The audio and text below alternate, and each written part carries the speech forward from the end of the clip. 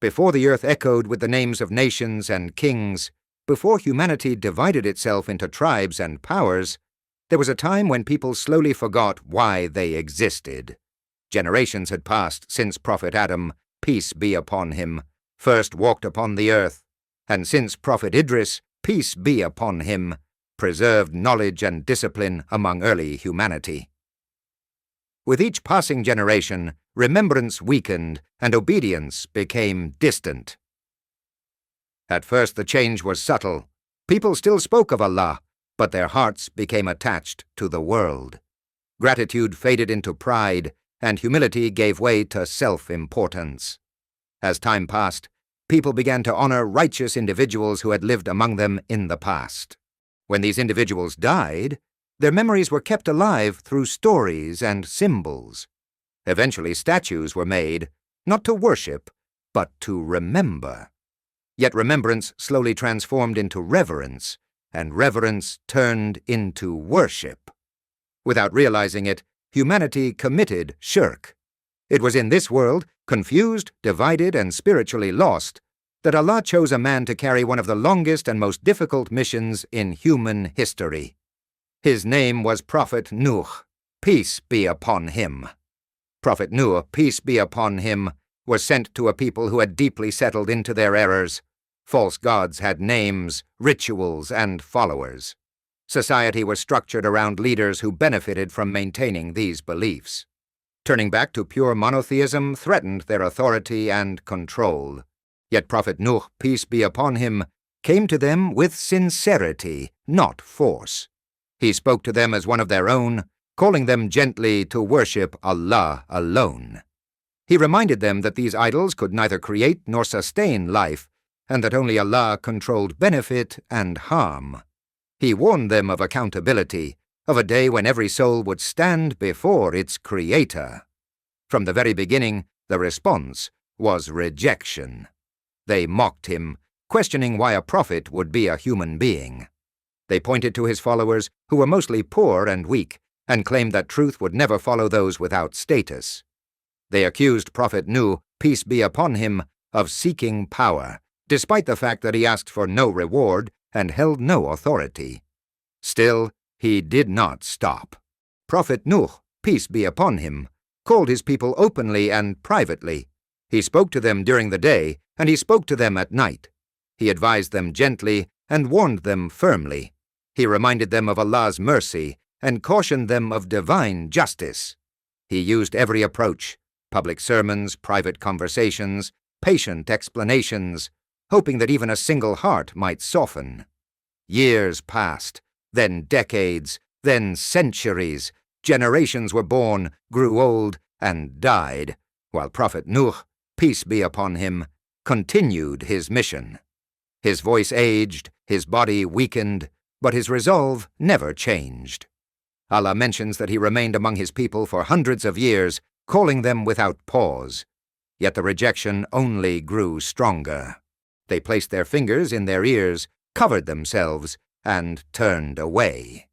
They mocked him publicly, calling him foolish and misguided. Their leaders encouraged arrogance, insisting that their false gods must never be abandoned. They warned others not to listen to Prophet Nuh, peace be upon him, claiming that belief would bring loss and humiliation. Despite the pain of rejection, Prophet Nuh, peace be upon him, remained patient. He prayed for his people, asking Allah to guide them.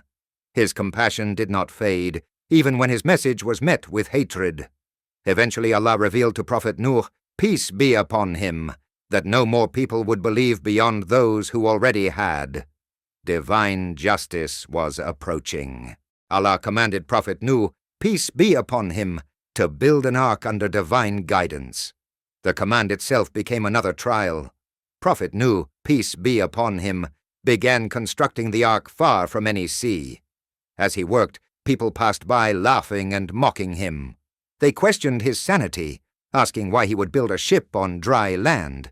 Calmly, Prophet Nuh, peace be upon him, replied that a time would come when the truth would become clear. As the ark neared completion, the signs of Allah's decree appeared. Water began to burst from the earth, and rain fell from the sky in a way humanity had never witnessed. The flood began, spreading rapidly, swallowing land, homes, and idols alike. Allah commanded Prophet Nuh, peace be upon him, to board the ark with the believers and pairs of animals. As the waters rose, the ark floated upon waves like mountains, carrying those whom Allah had chosen to save. Among those who refused to believe was the son of Prophet Nuh, peace be upon him. Seeing him separated from the ark, Prophet Nuh, peace be upon him, called out to him with a heart filled with sorrow. His son replied that he would seek refuge on a mountain. But there was no refuge that day except by Allah's mercy. A wave came between them, and he was among those who drowned. This moment was among the greatest trials of Prophet Nuh, peace be upon him. Yet even then he submitted to Allah's wisdom, understanding that faith, not blood, defines success.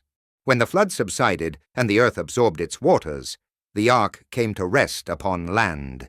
Humanity was given a new beginning through those who had believed. Prophet Nuh, peace be upon him, had fulfilled his mission. Only at the end of his story do its lessons become clear. The story of Prophet Nuh, peace be upon him, teaches that truth does not change, even when rejected for centuries. It shows that patience in calling to Allah is among the greatest acts of worship. It reminds humanity that lineage offers no protection without faith, and that divine justice is never delayed without wisdom. Above all, his story stands as both a warning and a mercy, warning those who persist in arrogance and offering mercy to those who return before it is too late. Humanity was saved not by strength or status, but by obedience, sincerity, and trust in Allah. This journey did not begin here, and it does not end here. We have already explored the stories of Prophet Adam, peace be upon him, and Prophet Idris, peace be upon him. Now with Prophet Nuh, peace be upon him, we witness a defining chapter in the history of humanity. This series follows the prophets in the order they came, based on authentic Islamic sources and supported by other religious scriptures. If you wish to continue this journey through the authentic stories of the prophets, like this video, subscribe, and turn on the bell icon. We will be covering the stories of all prophets, step by step, until the final messenger.